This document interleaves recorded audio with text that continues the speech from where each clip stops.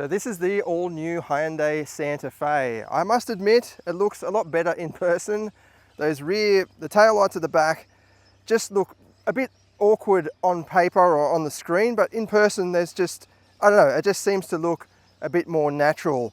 Probably because your eyesight is a bit higher and you're looking down at the taillights, whereas, you know, when you've got it on your screen or something, it kind of just highlights the fact that they are quite low. In most vehicles, the tail lights are in line with the headlights.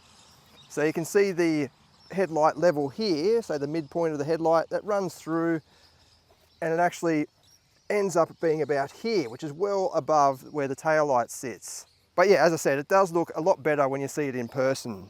This is the top spec calligraphy variant. There's 3 variants in Australia: the base Santa Fe, the Elite, and the calligraphy. They're all hybrid at the moment. There is a 2.5 turbo, that's the Sonata engine, that's going to be available soon as well in front wheel drive and all wheel drive. So unlike the previous Santa Fe with the petrol V6, that was only available in Australia with front wheel drive. So it's actually good this time that Hyundai has offered both all wheel drive and front wheel drive. The calligraphy is all wheel drive only, so is the Elite in hybrid form, but you can get the base model in front wheel drive hybrid. This example's got the matte white paint. It looks really nice, and it's got all the black highlights, window surrounds and all that sort of thing, lower bumper bars, and of course the wheels. These are 20-inch wheels. All models in Australia come with 20-inch wheels. Just the spoke pattern is a little bit different. Yeah, it's a much more chunky, upright kind of theme than the previous model. It's got active shutters in the front. They're open at the moment, but when you're driving along, they close up if they need to, just to improve aerodynamic flow. And the new signature headlights showing off a H, and the latest badge design, which is more flush, or not quite flush, but just about flush. The headlight design is mimicked at the back too when they light up. Oh, you can see those. It's got the H there as well. This new version has got a lot more practicality initiative, so it is very useful if you've got a large family, for example. It's also got some cool features, or Easter eggs even. So this little piece here, you push that in and that becomes a handle. It actually goes down a bit so you can grab the edge of it. And then you can jump up onto or grab things off the roof if you're a short ass like me. And you can actually lock it off as well. So you just open the door and you've got like a little flathead screwdriver. You can just lock that off so no one fiddles with it while it's locked. I did do some Vbox testing in this one, just on the public roads around here, 100km/h speed limit, just to see what it would do. But I'm going to test the front wheel drive base model tomorrow. So you won't know the difference in the video, but the one that I'll do the full performance test on the private road will be the base model front wheel drive. I figured that that's probably going to be the quickest one, even though it is front wheel drive. I think the weight of the all wheel drive system probably offsets any traction issues that we might have. I don't think we will have traction issues though, but I think that'll be the quickest.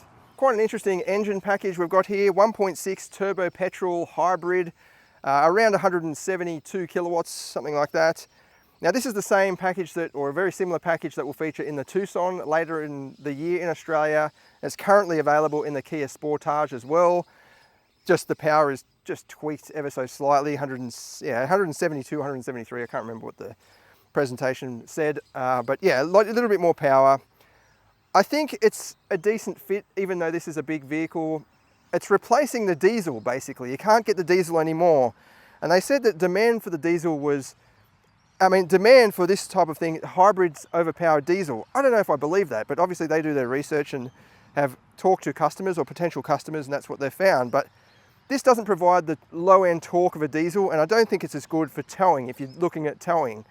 But if you are looking at serious towing, then you're probably going to be looking at a ladder frame style SUV anyway. But we'll go for a drive in a minute, I'll show you what it's like. But it's a very smooth unit. I do like the fact that it's got a 6-speed automatic and not a CVT, but I'll get to that in the drive part in a minute. And then inside, super practical interior.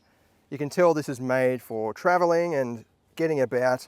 Twin cup holders there, twin wireless phone chargers.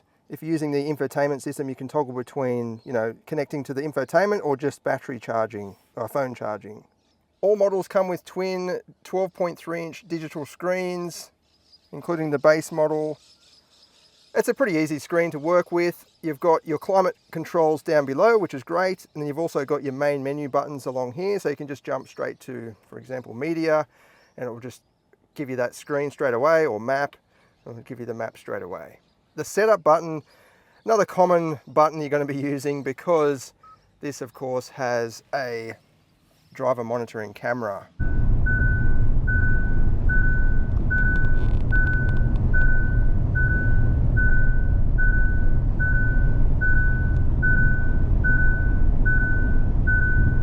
To turn that off, you go into the driver assistance menu. I'll try and block out a bit of that sun for you. And then you just go to driver attention warning. Forward attention warning, I've already got it turned off. And you can also play around with the speed limit warning as well. Now, it does have the updated system, so it's got speed limit information you can leave up there. So it will give you the speed zone, which sometimes it gets it wrong, like in most vehicles. But it won't give you the buzzer and the warning if you do exceed the speed limit. Let me give you a quick example where you might want to turn that off. So say you're in a resort or a hotel like we are here, and it's got a driveway of a speed limit of 5 kilometers an hour. When you pull out onto the road up there, the vehicle keeps thinking that it's a 5 kilometer an hour speed zone until it sees a sign, or at least until you get a little bit down the road when the GPS figures it out. But until that time, it's beeping and giving you warnings and things saying you're speeding. So it can get a bit frustrating. Other than that though, everything is very intuitive. I like the steering wheel buttons. It's just got your volume and things on one side and your cruise control on the other. Very practical minded, all the switch gear and everything. It does have the new gear shifter toggle there, so it clears up space on the center console. Also gives you plenty of space underneath as well, and you've got yet more charging options down there. I like that the mat down here is rubber lined, as well as the mat under here. And then you've got the sanitizer tray in there as well, which is also rubber lined. So if you put your phone there, it's not going to slide about everywhere. This example's got the kind of fake beechwood trim. You've got awesome color selection this time. There's like a matte brown, there's this really bright orange, and then there's this kind of greeny colored army green, sort of, but metallic and bright green color, which is quite interesting as well. And then you've got this matte white. So if you compare it against something like the Toyota Kluger, it's all pretty boring and bland really, whereas they've tried to spruce it up a bit and make it feel a bit more modern and a bit more energetic. You've also got some ambient lighting, and I like the way they've split up the colors. So you've got some white and black, as well as more of that kind of beechwood trim. This has got the optional 6-seat layout, so it's only a $500 option. We've got 2 captain chairs in the middle row. They're fully adjustable, completely independent. You've also got climate vents and even kind of semi-climate control in the back.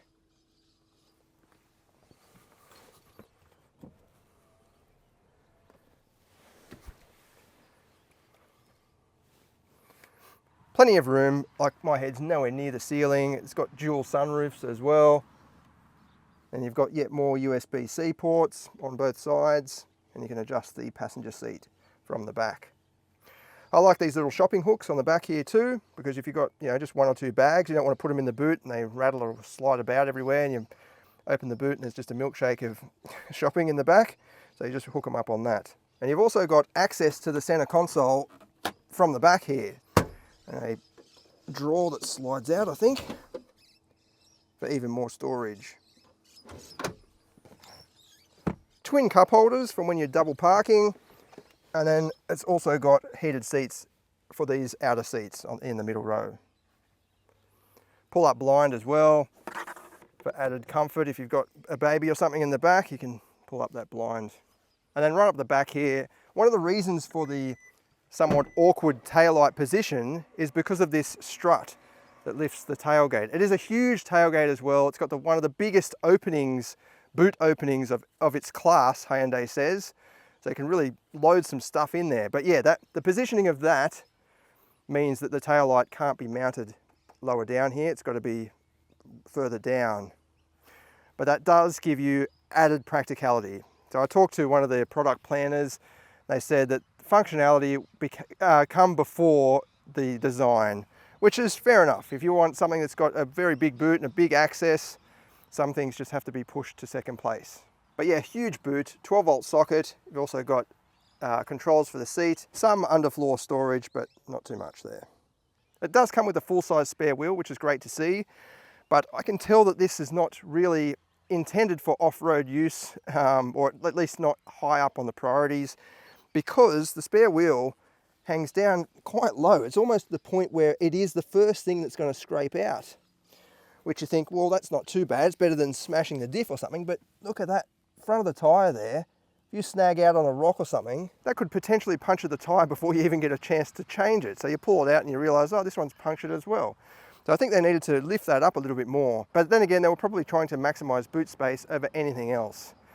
But I don't know, my opinion is they should have mounted that up a little bit higher or just fit a space saver. I know space savers they're pretty bad as well, so I don't know.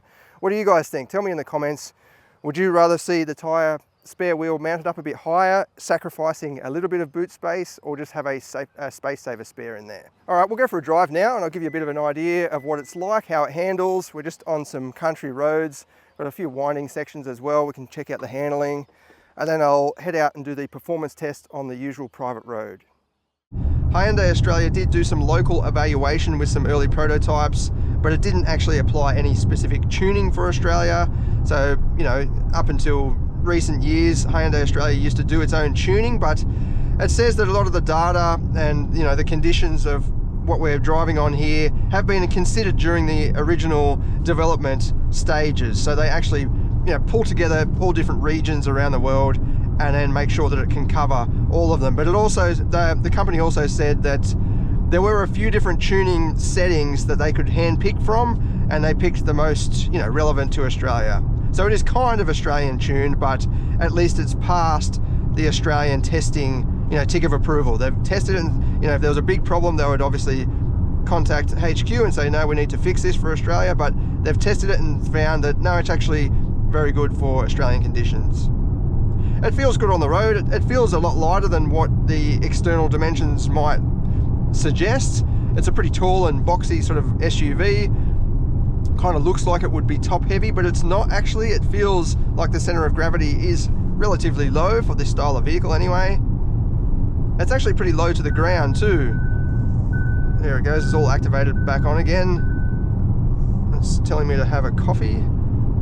And yeah, the lane keep assist has come back on as well.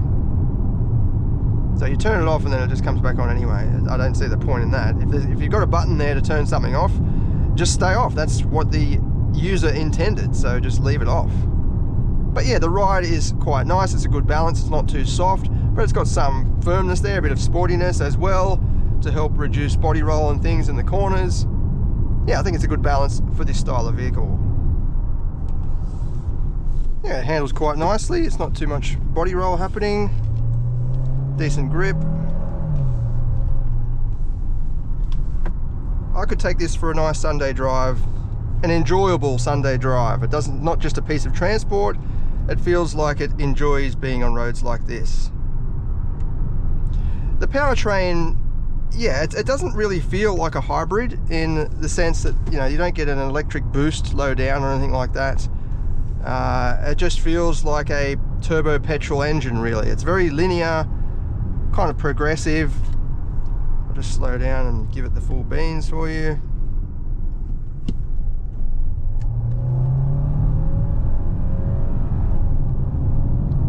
Yeah, it just builds speed gradually. It does have a conventional 6-speed automatic, which is awesome in my opinion. Not many hybrids have a conventional torque converter automatic. A lot of them have the CVTs, which I find a little bit boring. This is just a bit more interactive, gives you those stepped ratios or proper ratios, step speeds that you go through. It just gives you a sense of progression rather than just, you know, boringly just humming along with no change in revs almost. What I really like about the drive experience of this new model though is the cabin, the tall, boxy cabin orientation. Big windows, awesome visibility all round, including through the front there. You've got a little corner window that you can see through, but the mirror is mounted a little bit further back than some models, so you can see past that anyway. It just feels, I've got a lot of confidence driving this. It doesn't feel like a big truck or anything like that, but it doesn't feel like one of those, you know, I know these have a place, but sporty sort of SUVs, coupe style SUVs, they're very fashionable and whatnot, but they sometimes make you feel a bit hesitant because you're driving along and everything's surrounding you and it's just a little bit, you know, the view is a bit concealed, whereas this, yeah, very good presentation of the view, and it just gives you that bit better confidence on the road, in my opinion. You also sit a little bit high. You know, you feel like you're a bit higher off the ground and a bit higher than some of the other traffic, but it's not as high as a proper ladder frame style SUV. The steering is pretty typical of Hyundai, really. It's a little bit boring, a bit bland. You can feel a little bit of feedback coming through, but it's, you know, this is not a sports car, I guess, so you can't expect anything more. It just does its job. There's no negatives to it, but sometimes when you lean it into the corners like that, it just weights up a little bit and it just feels a little bit like it doesn't completely want to be there.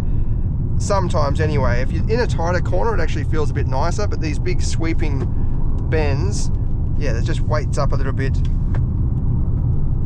But it steers fine. The platform, everything is holding on well. It's just the feeling that I'm getting through the actual steering. Off the road now, and the suspension is coping quite well. It's not vibrating all over the place. I think the 20-inch or the standard fitment of the 20-inch wheels, low profile tyres, is probably not the best if you're on these types of roads regularly, but it seems to be handling all right. I wouldn't go too hard off-road anyway because of that spare tyre hanging down. But yeah, it feels very quiet, very refined, even on the dirt. I'll try out the ABS system on the dirt, see how that handles. There's no cars behind me. Yeah, that's pretty good. I've had SUVs before that really struggle to bring the car to a stop. It sort of keeps sliding even with ABS activated.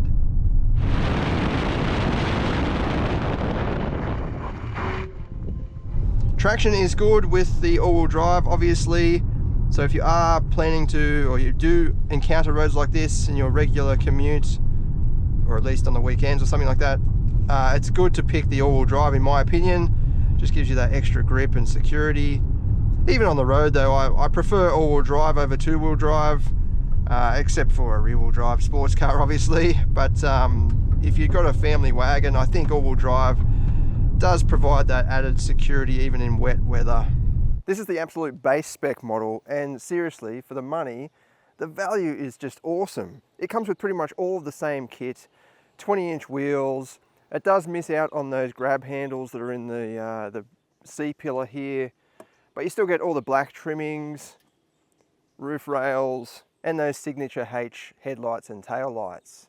I think it looks really good in this color too. It's kind of like a light sky blue with a bit of silver in there. It just looks crisp and modern. It does have a bit of Land Rover Defender about it, in my opinion, but it's not copying any specific area. It just has that kind of, you know, upright adventure theme to it. It's even got those active shutters in the front. They're open at the moment. It doesn't have the black badge like the calligraphy that we saw earlier. But yeah, I think it looks really, really nice, aside from those tail lights at the back. And then inside, you're not missing out on much either. This has got a cloth trim, but I like the tartan style. It's got pretty good side bolsters on the front seats there. And you get those twin screens with pretty much all of the functionality. You've also got live tire pressure monitoring, so that's your real-time tire pressures, which I think is a very handy feature, because if you're doing some road tripping or something like that, you hit a nasty pothole, you know, you want to just keep an eye on it, you just flick to that and just it'll show you your live readouts there. You've also got a display for what's happening with the battery. Just then the vehicle started, I didn't do anything, it just started up and just wanted to charge the battery a bit. You do have a battery gauge on this side as well. You don't have to do anything, you don't have to charge it. It'll do it all automatically. If it feels necessary, it'll charge the battery like just then. But other than that, it will drive in EV mode as well for, you know, very short distances and under low demands. But every now and again, you'll see the EV light come up on the dash when you're just cruising along, and you know that you're not using any petrol. So yeah, it's definitely a good combination. You don't have to worry about charging it. At the same time, you're getting better fuel economy than you would in an otherwise, you know, full petrol or diesel model. One thing I forgot to check out is the third row seat. So I'll try and sit in that now. It doesn't look like it offers that much space. In this model, we can just push the button and it all slides automatically forward. You do have to pull it back yourself manually. The floor is a bit high. My knees are jammed up against the seat, but my head is nowhere near the ceiling. So you've got awesome headroom. It's just the floor is quite high, and because you sit pretty low, you know, you're not going to be you don't get any under thigh support there at all. But if you want a bit more legroom, you can actually slide the seat forward. It does slide on rails and you don't have to have it in a set position. So you can see that's where it was when I was sitting behind that one, but then you can move it forward another few inches and get a bit more clearance. But you're still going to have the same problem with your knees sitting high because the floor is so close to you. Actually, not that much space left over with the third row up either. That's, you know, if you've got a full family, they're going to have all their school gear and stuff. You don't have much leftover room there for all their bags and things. All right, let's go out now and do the performance test and see what this model goes like. As I mentioned, I did time the calligraphy. I didn't video it, but just wanted to see what it would do on the Vbox on a public road. So it was a nice flat road. And it did 8.58 seconds. So I'll be interested to see what this does. Not that it really matters with a vehicle like this, but 170 kilowatts is, you know, pretty average. So I'd expect, you know, a little bit quicker with the front wheel drive just being a little bit lighter.